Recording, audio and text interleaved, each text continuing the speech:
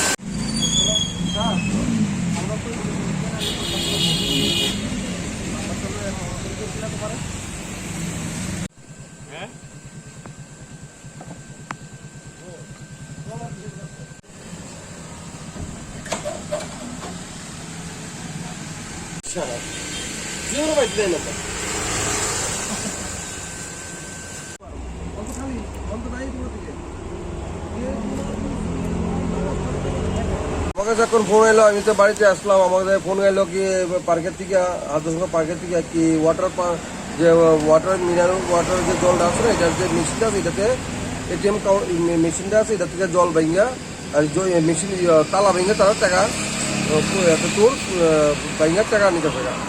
তখন লগে লগে আইলাম, আয়া তারপর ফোন করলাম পুলিশ আসলো, সেটা ধরলাম। সেটার বাড়ি আপনার দশমীঘাট দীপ চক্রবর্তী, হ্যাঁ, মা এলো জিবি হসপিটালের নার্স এবং বাবা একটা টেলারের মাস্টার।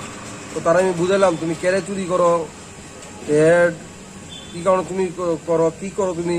তখন হেড বললো আমি আইসি আমার ড্রাগস খাই। কী খাও? কোটা খাই। কোটা বিলে কী বিলে ড্রাগস খায়। তো এমনভাবে চুরি করতেছে চারোদিকেই। তো লগে পুলিশ আসলো, তখন ইনভেস্টিগেশন চলছে। তো সিকিউরিটি পুলিশে বলে একটা সিকিউরিটি আলাদা যেহেতু বাংলা সারা কীভাবে থাকবো, অনেকে তো জল খাইবো, কয়েন দিব, টাকাটা পড়বো।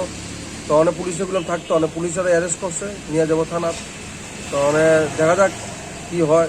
কিন্তু এইভাবে যে চোরের অবৈধতা বাড়ছে, শুধু অরিজিনালি অ্যাকচুয়ালি ড্রাগসের উপরেই, ড্রাগস খাওয়ার পরে তারা টাকা পয়সা পাচ্ছে না, যেই কারণে তারা এই চুরিদারি শুরু করছে জায়গা, হ্যাঁ, সব কারণে চুরি করছে। শুধু ড্রাগসের টাকা না পাওয়া নিয়ে এটি করছে সব চারোদিকে। তখন আমি আসলাম দেখলাম, তো পুলিশ ফোন করলাম, পুলিশ ওদেরকে অ্যারেস্ট করলো, অনেক গেল খারাপ এটি। তো যদি আগামী দিন পুলিশ যদি ভালোভাবে সিকিউরিটি ভালোভাবে ঘোরাফেরা করে চল দেয়, তাহলে যদি পুরো বোতটা কমে, এটি আমার প্রশাসনের কাছে বলা দিই। হ্যাঁ,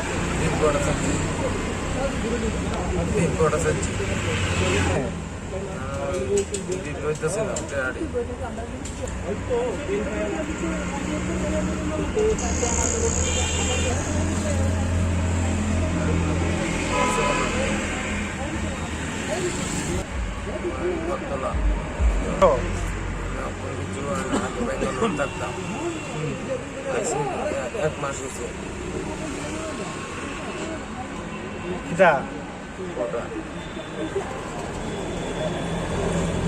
আমরা আমাদের ইয়ারএসএস মারফত খবর পাই যে ওয়াটার এটিএমে একটা ছেলে ভাঙচুর করে কিছু পয়সা নিয়েছে। তো সেই খবর পেয়ে আমরা ঘটনাস্থলে আসি, এসে আমরা ইয়ারএসএস মারফত ছেলেটাকে পাই, ওর কাছ থেকে কিছু পয়সা পাই। সে সুস্থই এখনো, তার নাম এখনো অব্দি জানা গেছে দীপ ভট্টাচার্য, আর বাড়ি দীপ ভট্টাচার্য, বাড়ি জয়নগর এরিয়াতে।